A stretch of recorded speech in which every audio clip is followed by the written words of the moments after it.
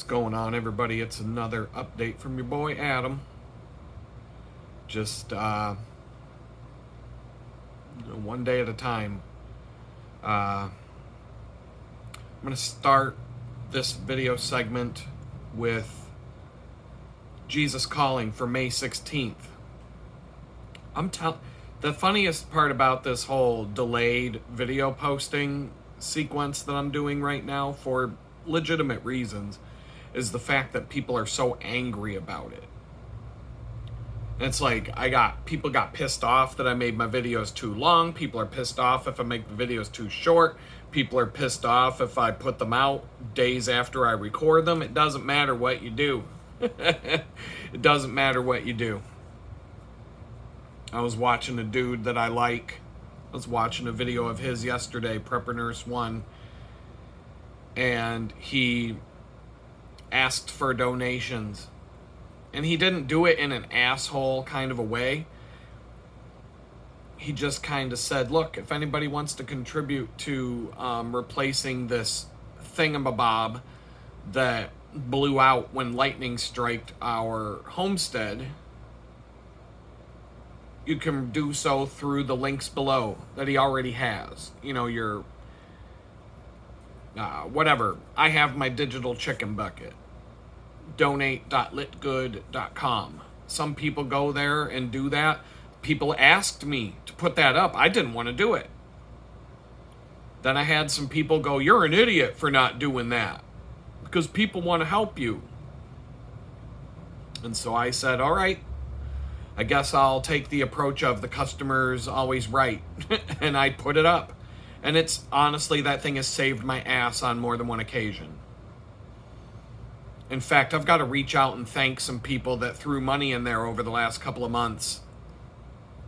I usually do it right away. So hopefully I'm just so behind on everything. I'm trying to take... Well, let's read this Jesus Calling thing because it kind of fits for today, as this usually does. It usually vibes right along with whatever's going on with me on any particular day, and I'm not saying that it's perfect in that regard, but it definitely hit me today. I don't read it every day. A lot of times I just, I'm going on with my life. Every now and then I think to myself, hey, why don't you read see what Jesus Calling says today. I like this book. So, out of all the daily devotionals that I've ever seen, or I have a couple printed books over here that are daily devotionals. I don't really read them. This one I actually read. But like I said, not every day, but you give it a few years and I've probably read every page of it.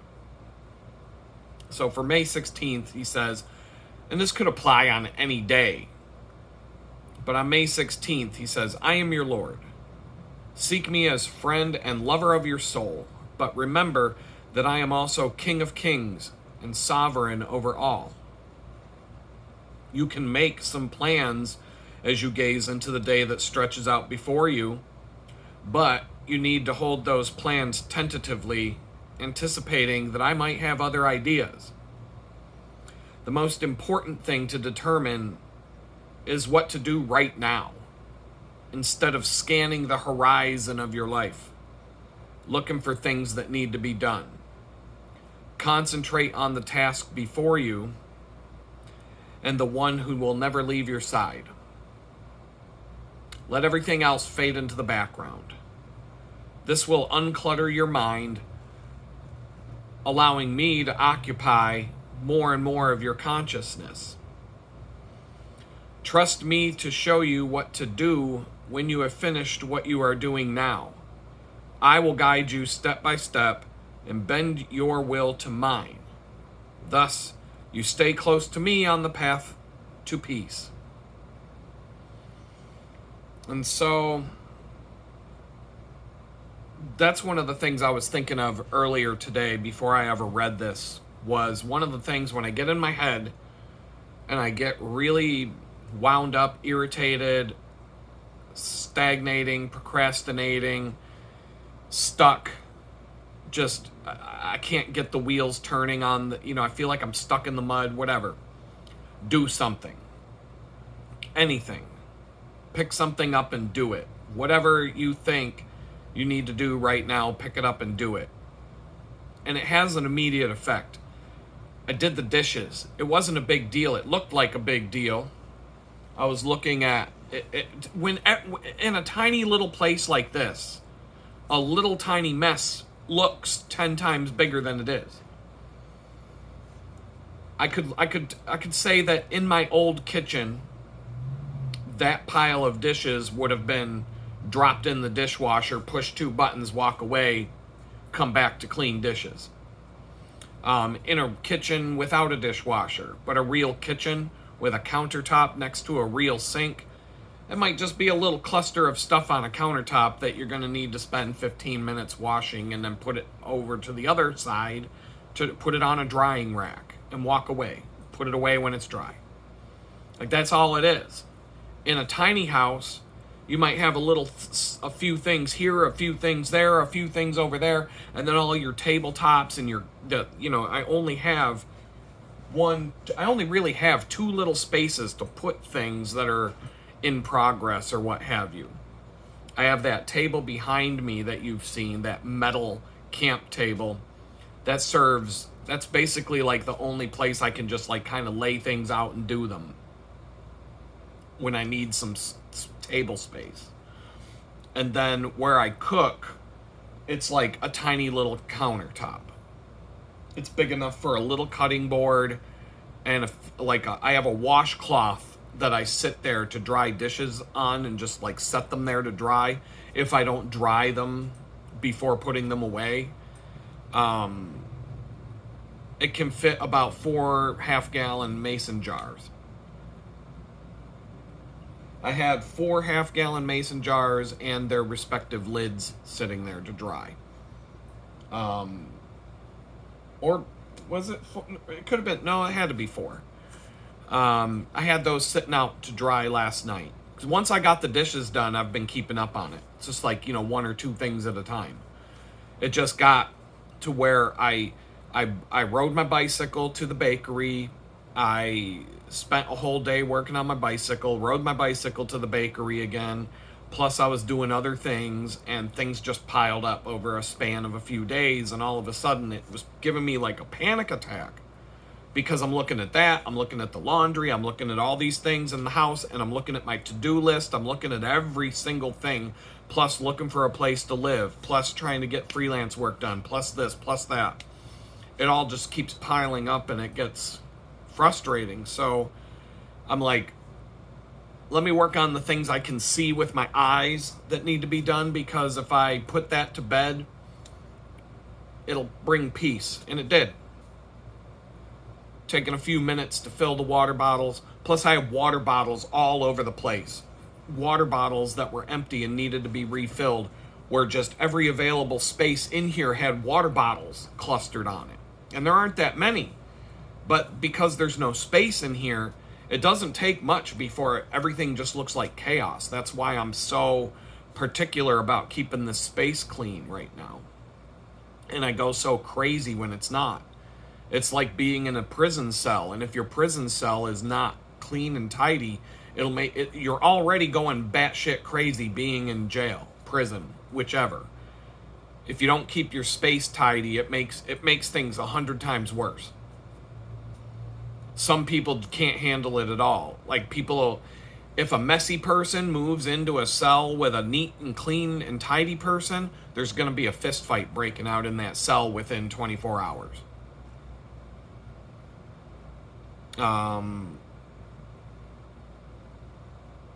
It's a tough thing. So it's important. And so I'm getting all kinds of things done the last 2 days that were freaking me out and making me feel like I'm way behind, and they're out of the way now. And I got some things that are interesting done, and I've taken breaks to just kind of do this, that, and the other thing, and just trying to keep my mind at ease. And so today I got the official rejection notice from DoorDash that they're not going to let me pick up bags of food on a bicycle and take them to somebody because I'm a piece of shit with a criminal record. But, I already knew. I already knew before I applied in the first place that I wouldn't get the job or that I wouldn't get approved. Based on my research, I did a little bit. I looked into this before I took the leap of filling out the stuff. But now it's official. I'm rejected officially, and there's nothing I can do about it. And so it kind of made me think, how many jobs have I applied to? Because sometimes when I look at all these numbers, it's daunting, but at the same time, it shows me some things mentally that I need to see. So as of today, May 16th, 2025, I've applied to 537 jobs total since the day I got out of prison. I've had 26 interviews with 21 different companies. That includes yesterday. I have one possible interview coming up. They've asked for my availability. It's looking like it could be next week, Tuesday or Wednesday is what things are looking like. I don't know if I'm going to get we'll see what happens. Possible interview. I've had 4 job offers in total. All of them were minimum wage jobs. I've had 1 job offer accepted by me and the other place, and that's the bakery I work at now. 3 of the 4 job offers fell through to a background check. And 1 job offer out of the 4 was kind of rejected by me, and that's because I called the company and I couldn't get in touch with the guy who made the offer to me over the phone. He left me a voicemail saying he wanted to extend an offer to me. And then I tried to call him back and I got his voicemail and it just kind of stopped. And I already had a job at the bakery and I thought that was the better gig out of the 2. And so I didn't go. They happened at the same time. I mean, within 2 days of each other.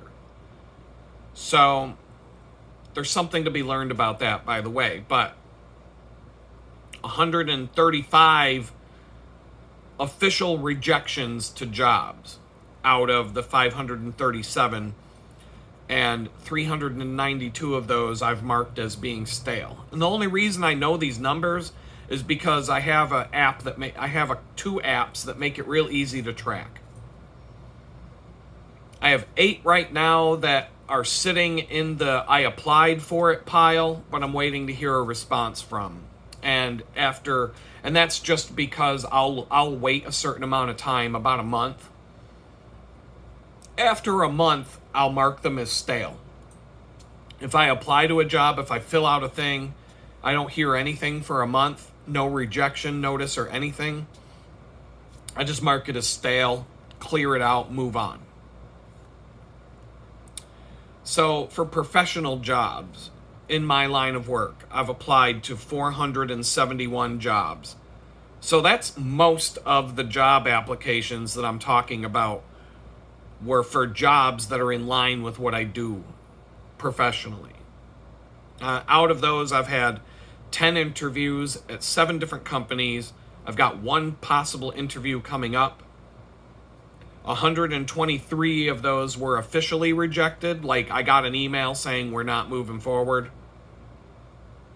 339 of them went stale. And then there's 8 that I've marked as not stale yet, but probably will be. So that leaves regular minimum wage, just temporary for now jobs and income. And so since I've been to Houston, I've applied to 34 companies, 34 job applications. That resulted in 4 interviews at 4 different companies. I don't have any coming up.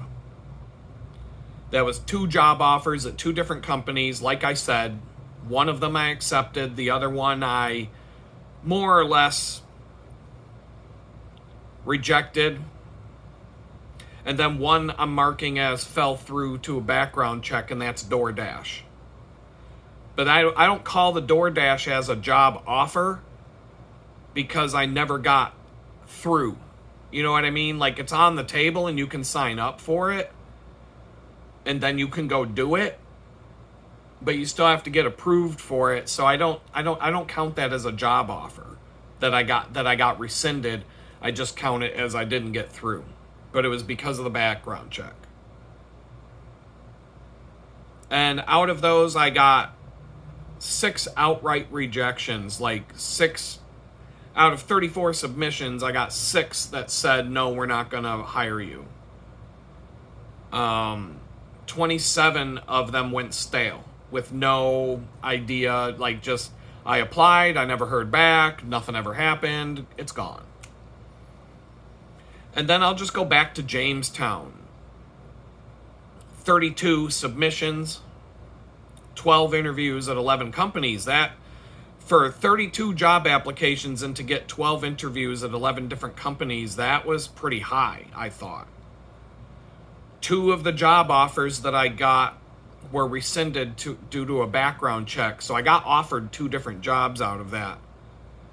So 32 job applications resulted in 2 job offers that neither one of them went through because of the background check. And so there were 6 official rejections, including those 2, and 26 of them went stale. Houston, I got a lot of, when I was at my friend's house and I was applying to jobs that were close to his house, I was getting a lot of responses. 4 interviews at 4 companies were all there. Since I moved to where I move now, nobody's given me the time of day. I've filled out a lot of applications and I've gotten absolutely nowhere. No, I take that back. I got 1 job interview out of it. So that's 1 job interview out of all those applications since I moved here. And it was 18 miles into the city of Houston. And it wasn't a good location. It would have actually been a pay cut in some ways. It wasn't, and it never got, I never got the offer. So it just went nowhere. I didn't call it, I didn't get outright rejected. I'll call it went stale. I didn't follow up a lot. You know, I just kind of was like, really wasn't worth. I really wanted to get the one here. I wanted to work here. I applied to GameStop here where I live. There's one within a 5-minute walk. I applied to that one. They got back to me and said, well, we're looking for people for this one instead. Then I got a thing saying they're looking for people to work at the one right next door to the bakery. No, I'm like, no, I want to work at the one where I live. I don't want to go on a 20-mile bike ride for that job. If I could get a job there working here, I'd take it and then maybe work at the bakery on Saturday. Or, you know, work at the bakery on a day where I don't work there. Work something out there. But anyway, that's the numbers. And what it really tells me is here, I got to figure out where I'm going to live. I stopped looking for a job on April 3rd when this landlord threatened me. It made no sense to put any more time into that. Why? Because what if I find a place to live that's 20 miles away from here at the same time I get a job here? Now I'm right back to where I was, having to ride my bike 20 miles to and from work. So I just didn't want to, it didn't make any sense to continue looking until this stuff sorts out. It's been 6 weeks that I haven't looked. Otherwise, I'd be filling out, that number would go from 34 to 60. I could easily fill out 30 job applications in a span of 6 weeks around here, and I assume something would shake loose from that. They're you know, they could either be blind applications or looking on, you know, employment sites. You know what? I'm going to put one more in there because, well, I guess I reached out to the bicycle shop in Galveston. That would count as applying, even though it was just a message. It didn't go anywhere. It's been a couple of days and that didn't go anywhere, but I think I'll put that in to the count. Just because it was something I reached out, I wanted to know if they would. You know, I think I'm going to add that to the count, so that, just add one. But I wouldn't even call that one stale yet. But that just gives you the gist of I'm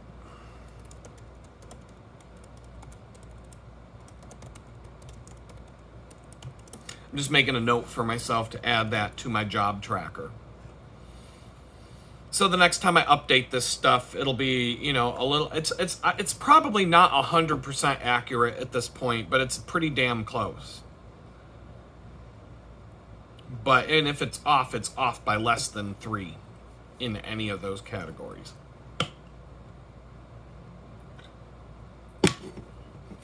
So the other day, I got into this kick. I wanted to, because I worked on my Red Rocket, the Cannondale, the Cannondale, the 1990 Cannondale ST600 aluminum touring bike. To be specific, I wanted to know.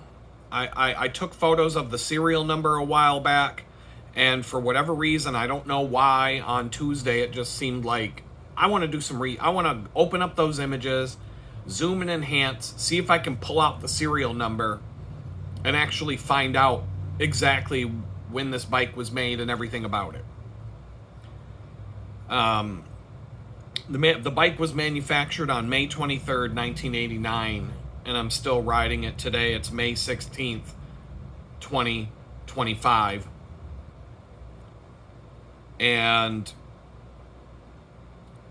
But then I looked into this a little bit more, and I just kept digging into my past and trying to pull up things out of curiosity more than anything else. And I found some weird synchronicities and coincidences. I bought this bike on May 11th of 2007. And it was because I was going on a 400-mile bike race, and I didn't have a road bike at the time that I could put bags on.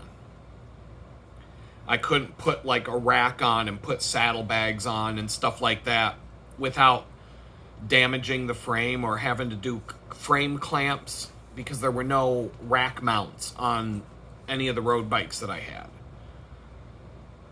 And so I was going to take a mountain bike and put smooth road tires on it and use a mountain bike that I had to do it. And then I was on Craigslist, as I would be from time to time, buying and selling bikes, and this road bike, the Cannondale, showed up for $100. I bought it. When I went to pick it up, it wasn't in the ad, but when I went to pick it up, the guy was like, "Oh, I'm going to give you a bunch of other stuff." He gave me a stationary trainer that you hook the back wheel to, the magnetic trainer, so you can ride it in your home and get a workout like a stationary bike. He sold me a rack, bags for the rack. He sold me all kinds of stuff, and a cycling computer, a whole bunch of stuff.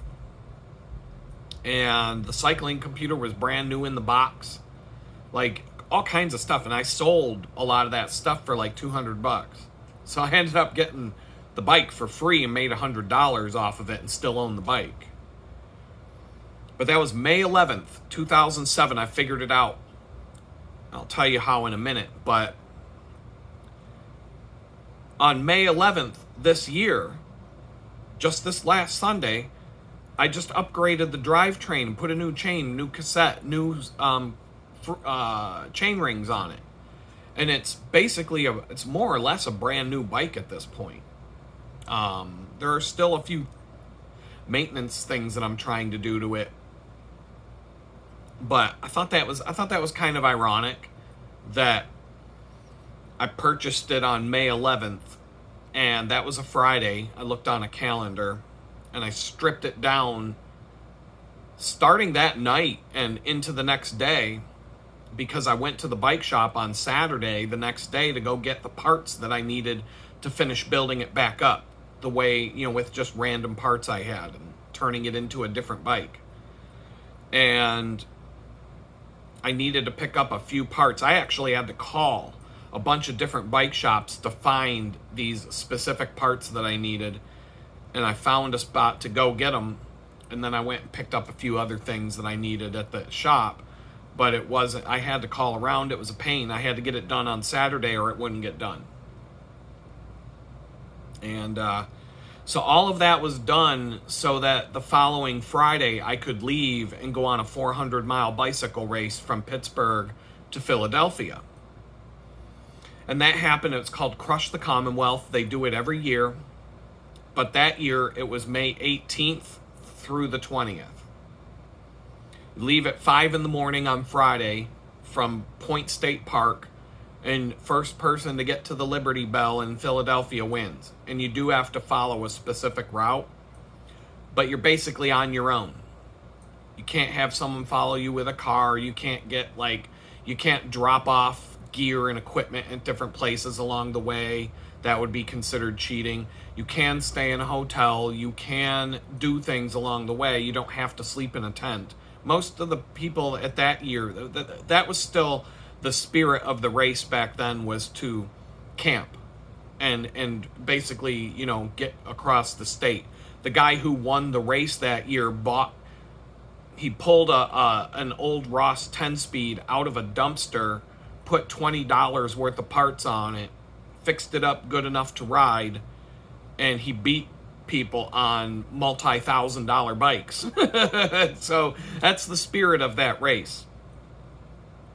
But it was May 18th through the 20th, 2007. I've actually gotten into arguments, not vicious arguments or anything like mean-spirited, but I've argued with people because that race is now held on the last weekend of April. And sometimes earlier than that it was, but because the problem is that early in the spring, the weather is still terrible in Pennsylvania. It snows, it rains. So every time they do this bike race, people complain about how viciously difficult it is because you're going to be riding through the mountains where it's still snowing, it's still raining, could be ice covering the roads. It's bad weather the whole way across. Every year, that's the main story, is the weather's terrible and it's freezing cold. And I asked somebody, I said, why don't you do it at the end of May like you used to do? And people are like, we've never done it at the end of May. And I'm like, no. And I send them a link to I'm like, it was May 18th through 20th when I did it. That's like a whole month later. And that made a big difference, and it was still cold. That's the thing about it. May 18th through the 20th, I still had to wear long sleeves most of the way, especially in the mountains. It rained. The weather wasn't horrible, but the first night camping was absolutely brutal. The second night we camped, it was better. But the first night, I was getting hypothermic, and I was having a hard time. I had a 45-degree sleeping bag, and it was down below 30. That first night was bad. That's May 18th through the 20th. So, I don't know. That's one of the reasons why I didn't do that race consistently year after. I've only tried it one more time, and I got off course. I made a wrong turn, and I didn't want to. I just wanted to. I made a wrong turn, but by the time I figured it out, it was too late. I mean, I had gone a distance, and then I finally came to the conclusion, crap, I made a wrong turn. And so I decided, I'm going to camp and see what I want to do tomorrow. And when I woke up, everything was covered in snow. I was covered in snow because I was sleeping in a hammock. And that was the end of it. I decided to turn around and go back home. But it took a couple days to get back home because of this and that and the other thing. But that's the weather's the biggest reason why I didn't really feel like doing it. Year after year, I would always want to, and it was that race was one of the funnest things I ever did in my life. And it taught me a lot. It was a big deal. It was a big deal. It set me up to learn how to ride long distances efficiently and only carry what you actually need.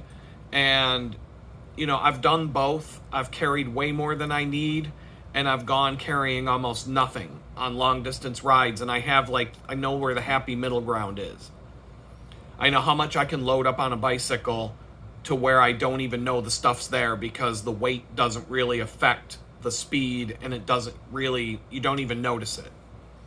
And I know how much weight I can add on the bike to where it's like pedaling a freight train. And every time you start from a stop, it's misery, because it takes like 4 or 5 minutes to get up to any kind of decent speed. And then your brakes don't even work as good when you've got too much stuff. But on a long distance cross country trip, you would take more than you would take on a 2 or 3 day trip. Clothing, other stuff. So, you're going to do what you have to do for the situation. But that was May 18th through the 20th on 2007.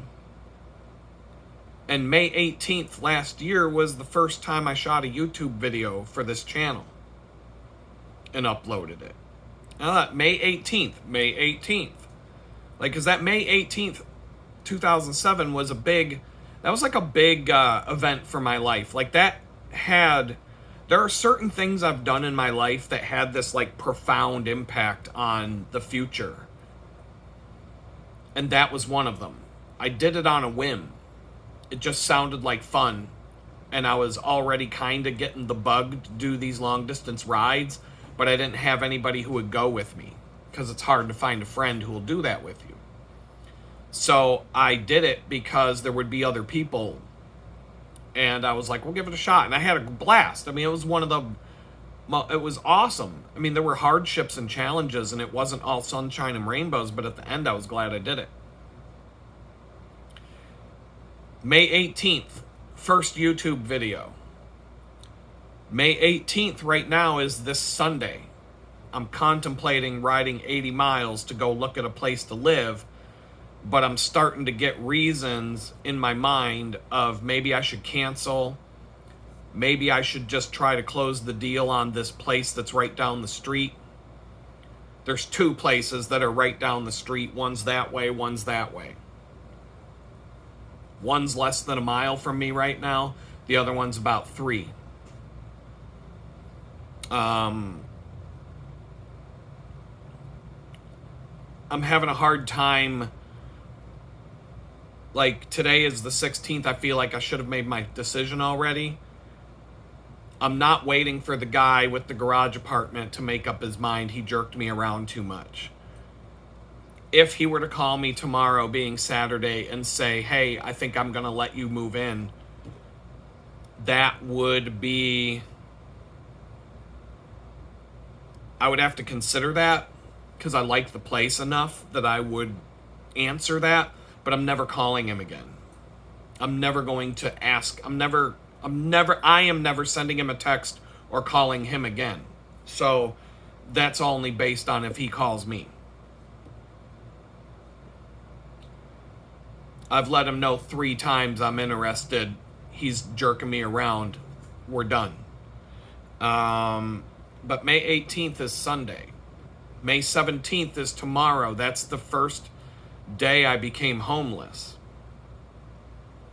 It would be ironic if a year after I became homeless, I'm essentially closing in on a place to live.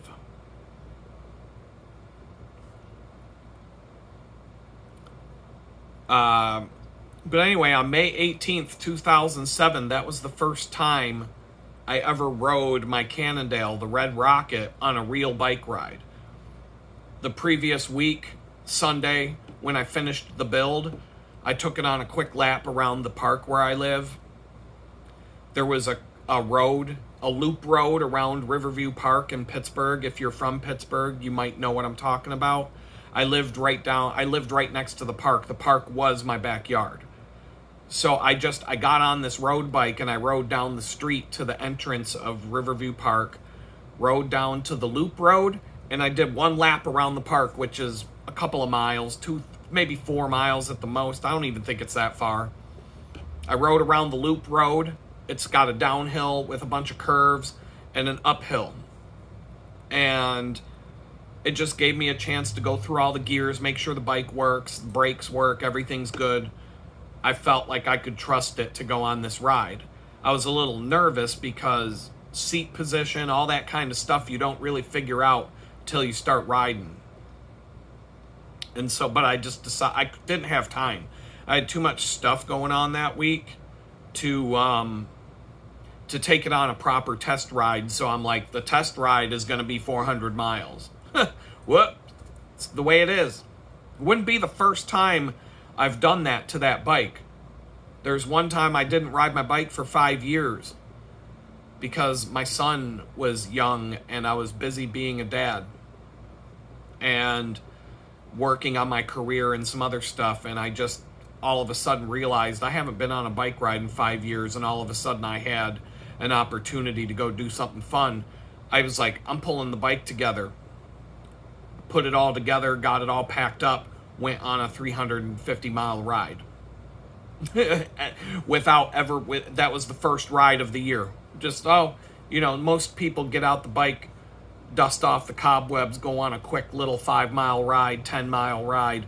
No, I did a 350-mile ride after not riding a bike for 5 years. But the bike was dialed in to my riding position and everything, so it was comfortable. It was I wasn't as fast as I could have been, but I hadn't rode a bike in 5 years. But I was still fast. Went about 150 miles on my first day. Give or take. I could tell you the exact number, but right now it don't matter. But the first time I ever rode this bike was May 18th, 2007. And on the first day of the bike ride, we went past the Cannondale factory in Bedford, PA, where that bike was built.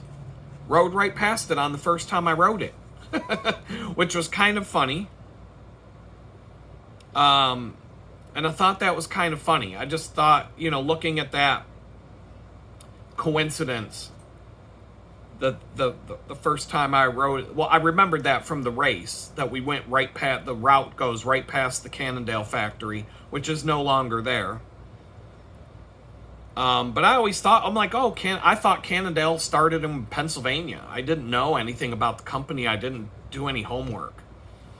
I found out some information about how the company started because there's a logo on the front of the bike, and it's an old Cannondale logo, and it has what looks like a house next to a triangle with some stripes on it. And I'm like, I have no idea what this logo stands for or means. It's just looks like it was made in the 1980s logo. And, because compared to the new Cannondale logos that have been out since, it's very dated. And so I did some homework. I was looking, what was it? I was looking for a picture of the logo or something like that, because the logo indicates the years that the bike could have been made. And so I was trying to track down exactly when this bike was made, and that logo was part of being able to pin it down. And so something popped up in the search results that was the history of their logo, and it had a picture of this train station in Connecticut, and it's the Cannondale train station. You can look this up. And so basically it started there. That's where the company was started, like right across the street from this train station. And I guess that when they made up the name for the company, they hadn't even picked a name for their company, but they had to get a phone service and a business name. And so they put the name for the yellow pages as Cannondale, because the guy was looking at the train station when he was talking on the phone with the phone company.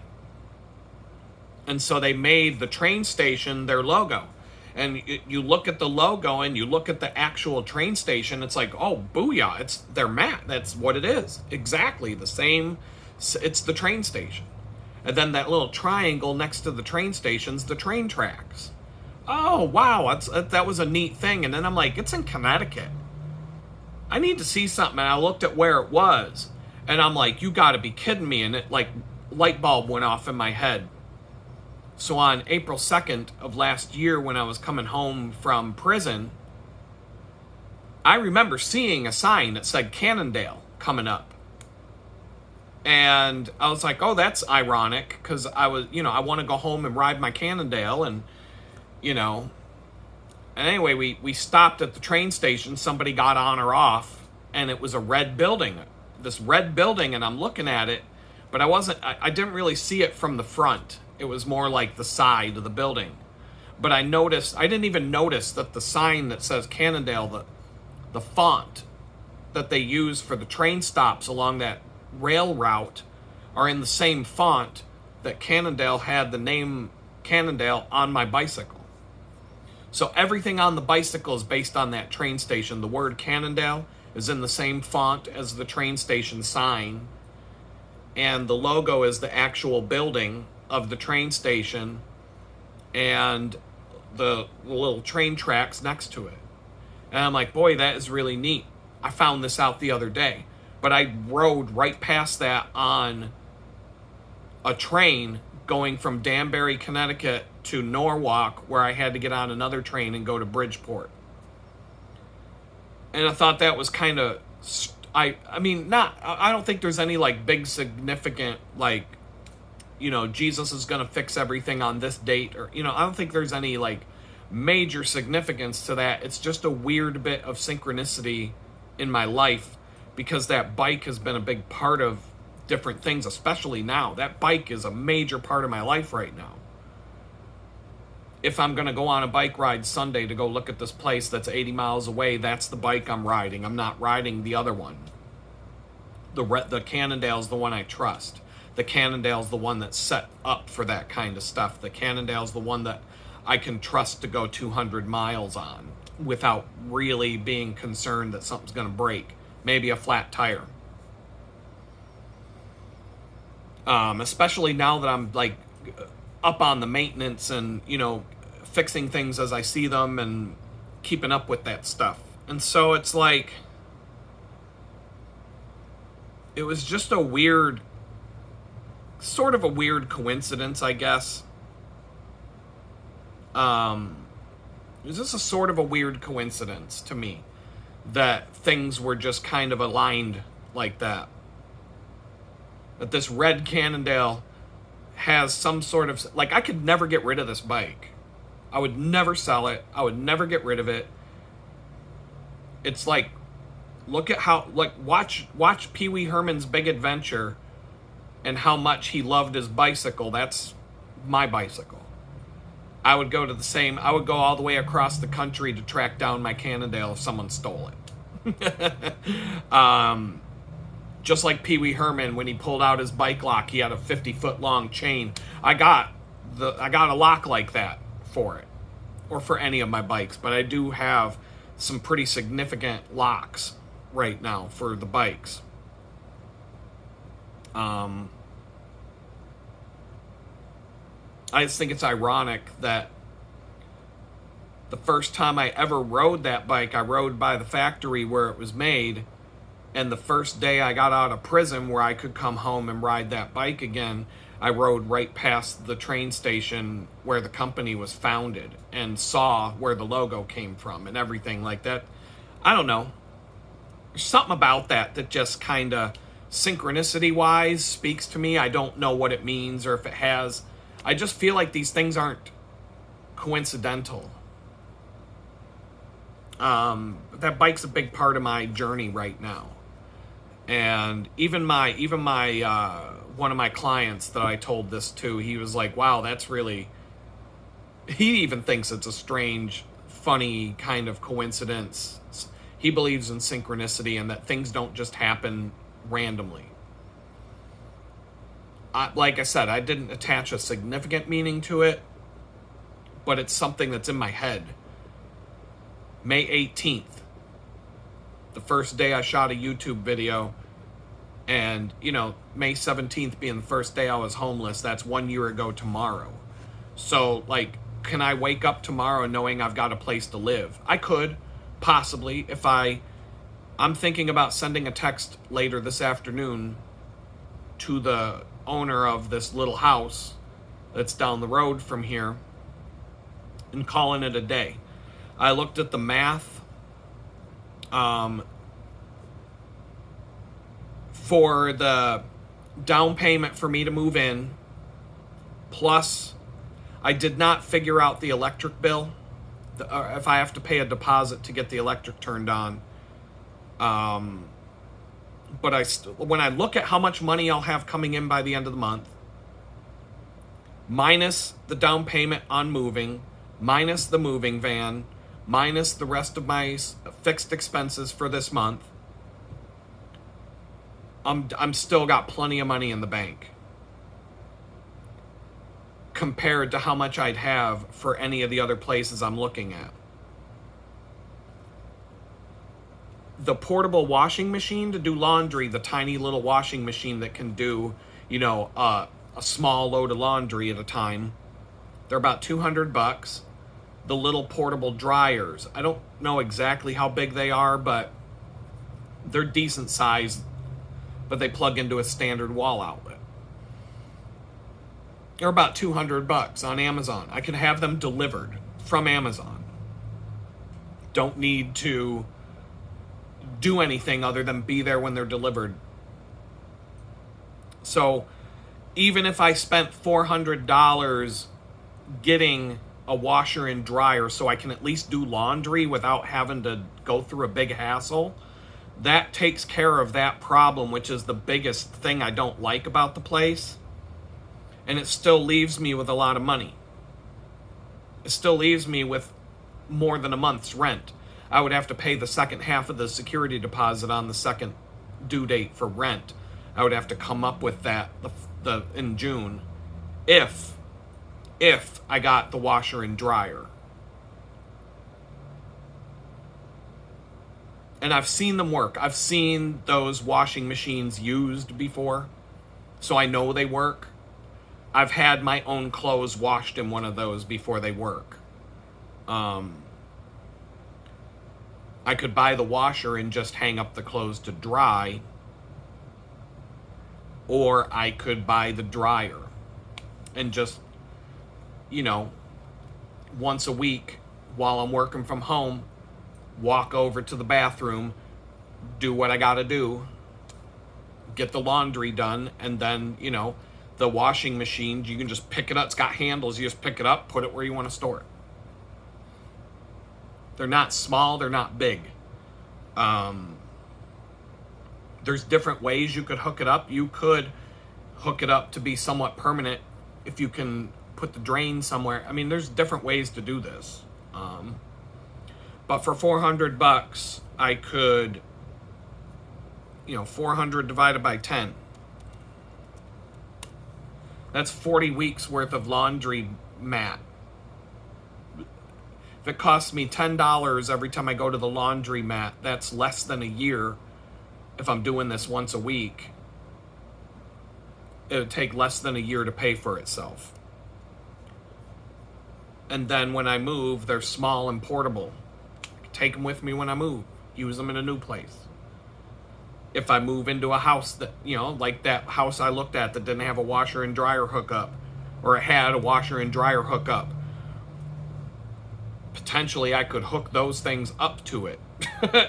Or I could use them until I get a proper washer and dryer that full size, and then sell them. I could sell them after I'm done using them. If I had a pickup truck or a vehicle that could carry them, I could buy these things used on Facebook Marketplace tomorrow and go pick them up for a lot cheaper than $200 each. Probably half, $100 each, or maybe less than that. And they're available. I see them on there. I might even look to see if there's somebody who would deliver it. But for something like that, $200 to get it brand new, send it back if something goes wrong, that could be a problem, but I could get help with, I'm sure I could get help if I had to do that. I wouldn't be completely in the dark there. So it's kind of like my mind is already gravitating towards you. It's still cheaper to move to that place for the startup cost, even after an electric deposit for the electric bill and buying a little washer and dryer. And then what? And then I don't like, what hassles do I have after that? Walking, I think the grocery store that's right there is closer than the grocery store I walk to now. I think it's less distance. I'll double check on it, but the distance is shorter, I believe. And I'm still not far away from anything around here, so I can start looking for more jobs. And then because of the, I want to get out of this bakery. I want to, if I do get a part-time job, I want to make more money. I want to try and find something better. There's a possibility that I'm going to, once I get settled into a new place, I'm going to look for temp jobs. I'm going to go to all the temp agencies I can find and apply to them. See if I can get interviews with them and see if they have any jobs they can send me to that won't require a background check, where I could make $20 an hour. If I could make $20 an hour times, if I did it for 40 hours a week for a while. That's $3,200 a month gross. That's almost 38,000. That's 38 grand a year. That's more than I'm making now. So I'm trying to be, Jesus, in today's entry for Jesus Calling, it says, the most important thing to determine is what to do right now instead of scanning the horizon, which I do. But he says, you can make some plans as you gaze into the day that stretches before you, but hold them tentatively because he might have other ideas. So you can make plans, and I think it's a good idea to make a plan, but you got to be ready to throw it away at a moment's notice. When I go out on my photography trips, I might meticulously plan a sunset photo shoot.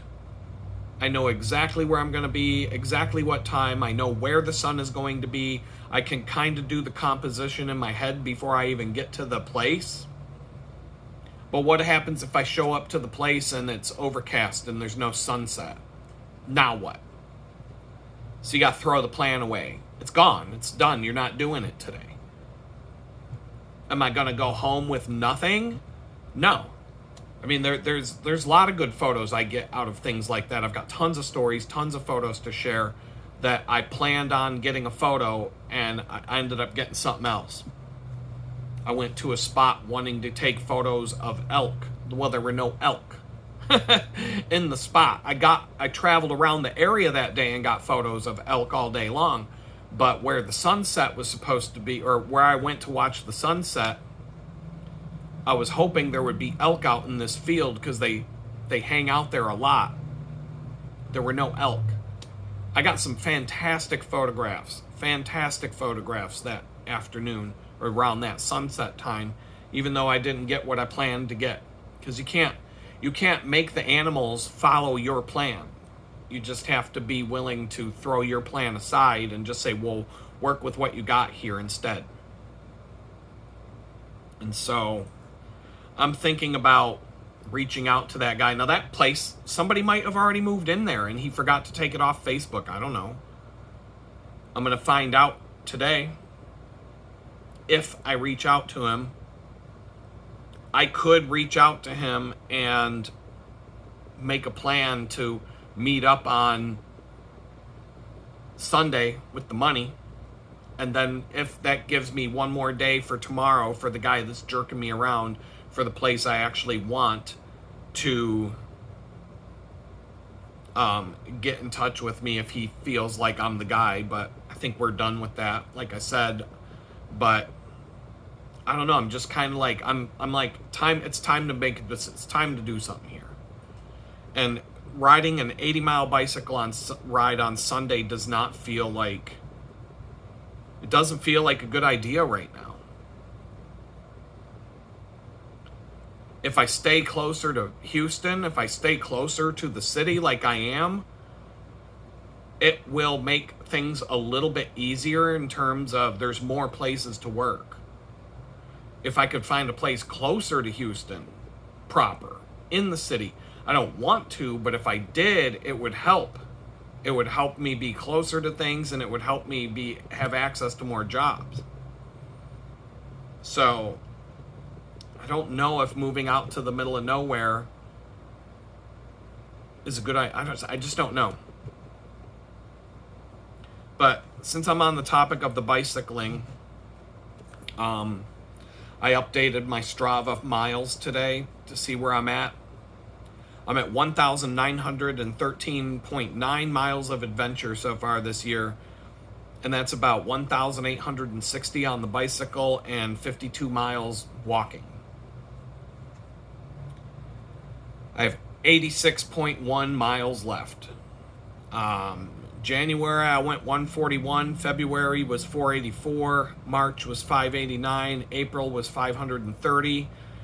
This month was something along the lines of, I don't know, 4 something. I don't really know. I might just pull it up while we're talking here. Why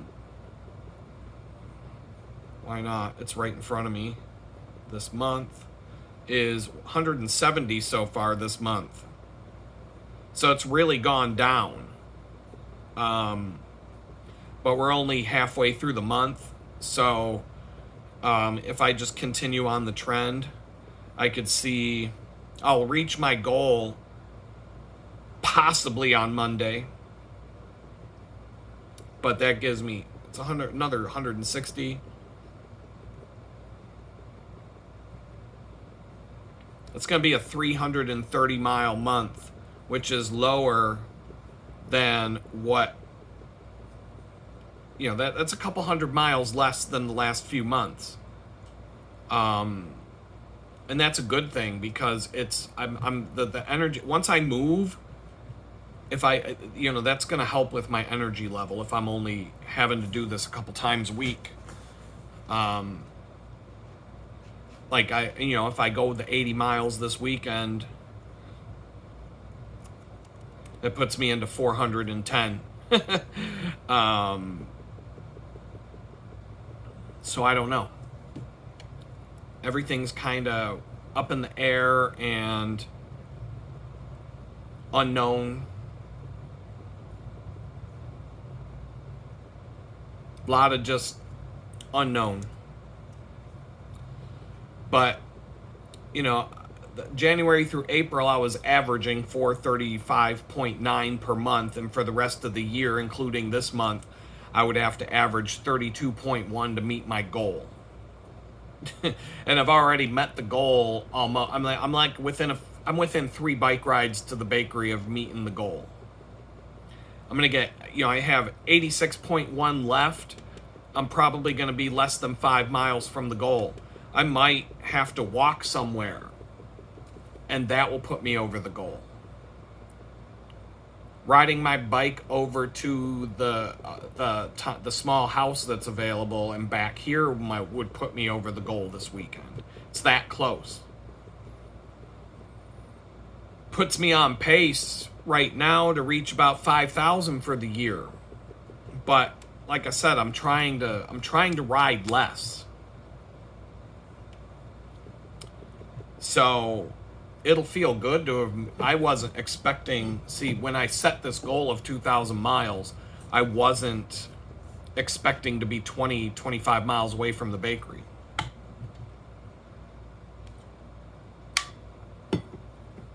And as soon as I got this place to live, I was like, well, looks like my cycling goals are going to get met.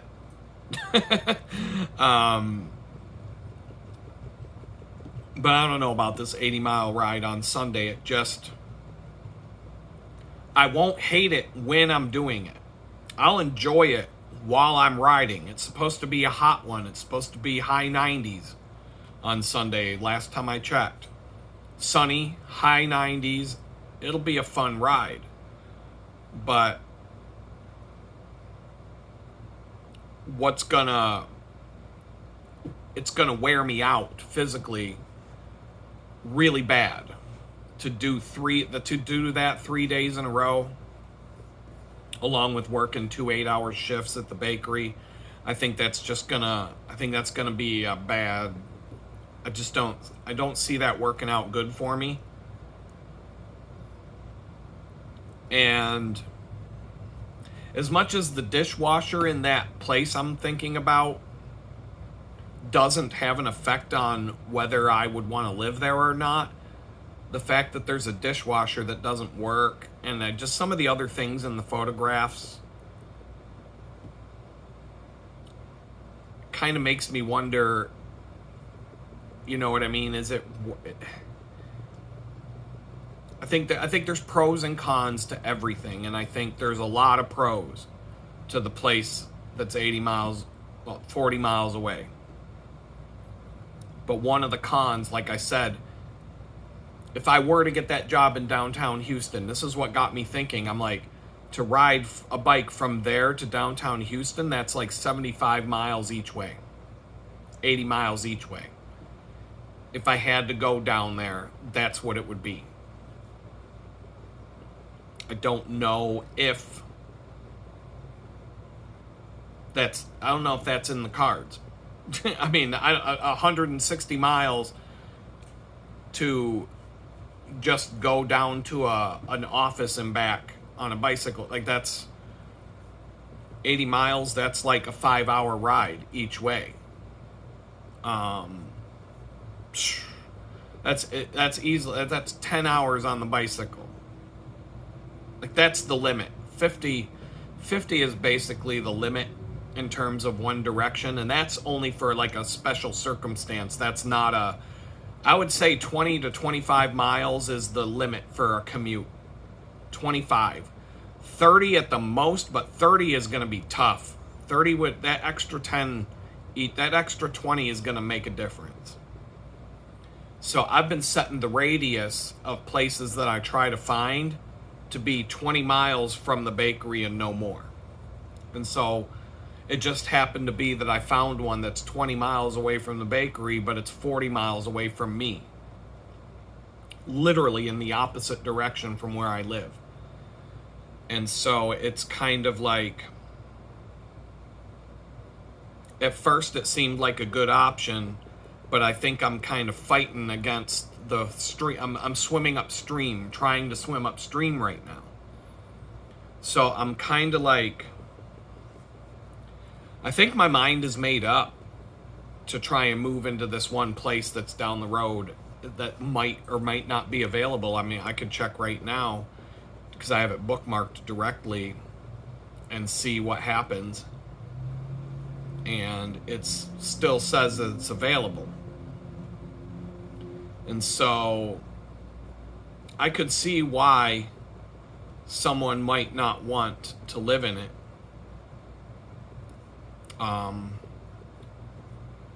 From when I looked at it, the cons,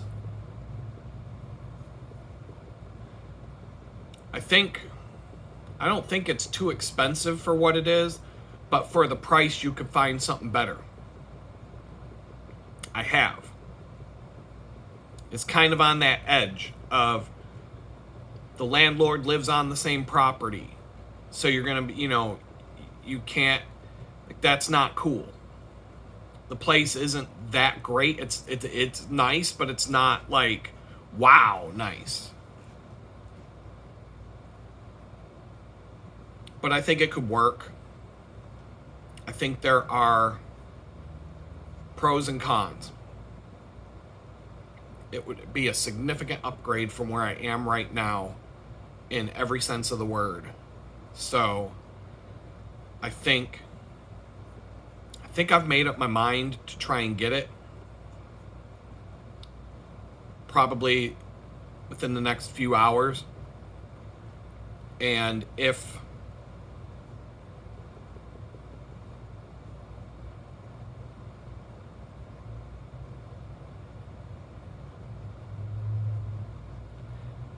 it's still available.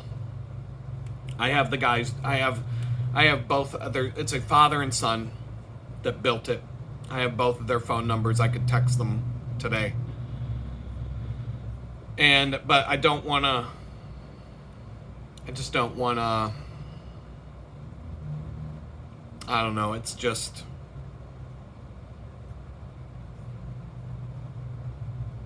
it's just a thing. So I don't know. I'm trying to keep my head at bay. Today, as of today, I'm out of I've been out of prison for 410 days. I haven't even been out of jail as long as I was in it, by a couple hundred days, by 190 days. I have 687 days of probation left. So I still have more probation left than I was locked up in the first place. It's been 84 days since I saw the probation officer. So once again, he's checking in every 3 months. I'll have to reach out to him when I move. When I know I'm going to move, I'll be like, hey, here's the address, here's the date I'm moving, etc.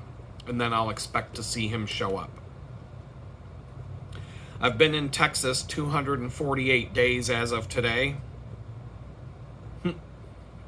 On the 18th, a year from the first day I did this video series, that started putting videos up, 250 days. It's kind of a nice even number. 250 days that I've been in Texas on the day that I did my first YouTube video a year later. I've been in this tiny house 105 days, I counted. It's not hard to count these dates. I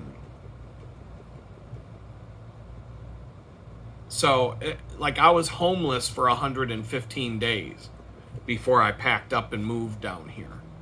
So I've been in this tiny house almost the same time span. If you count how many days I'd have left in the month, if it's 105 that I've been here, I have 14 left.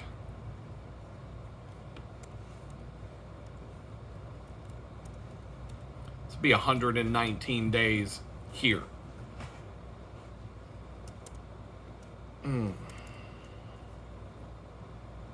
The last day no, my bad. 120. It would be 120 that I lived here to the number, because the 31st is on a Saturday. I was counting to the 30th. So it'd be 100, so that's 5, this was a trial that lasted about as long as it lasted to be homeless. It's kind of weird. It's kind of weird that it's the same amount of time.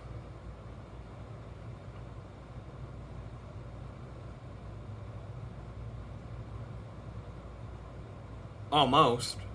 But just there's a lot of synchronicity with this whole experience that I'm going through right now, from April 3rd being the first day I was actually home from prison. That's when I checked in with the probation officer for the first time. That's when I walked into the apartment for the first time. And April 3rd is when the landlord came and threatened me and pushed me into taking evasive action to get out of here.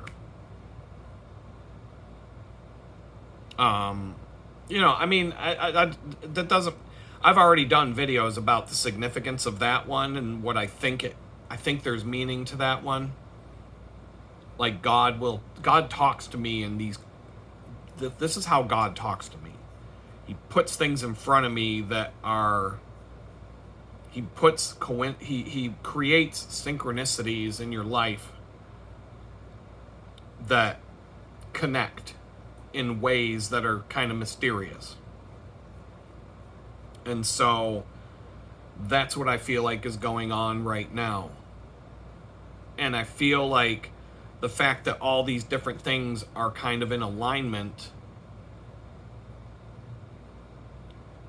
is significant to some extent, but I don't know what it all means. I don't know where everything's going. I could have moved into this place last month and saved myself a hassle, but it would have been harder. It would have been more difficult.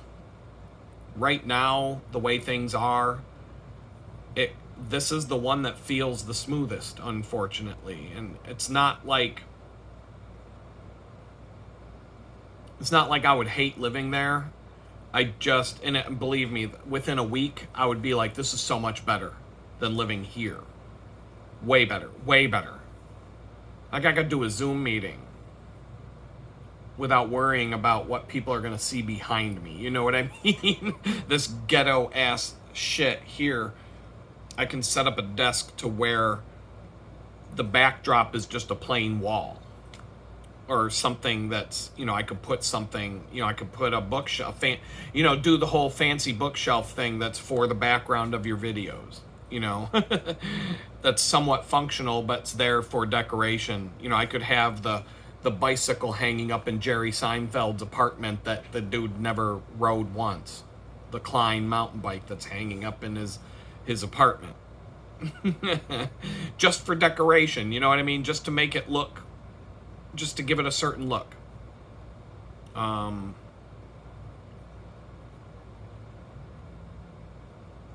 Anyway, that's where I'm at. And that's what's going on. And I think I'm just gonna go on my merry way and say peace out to this video, and we'll talk again.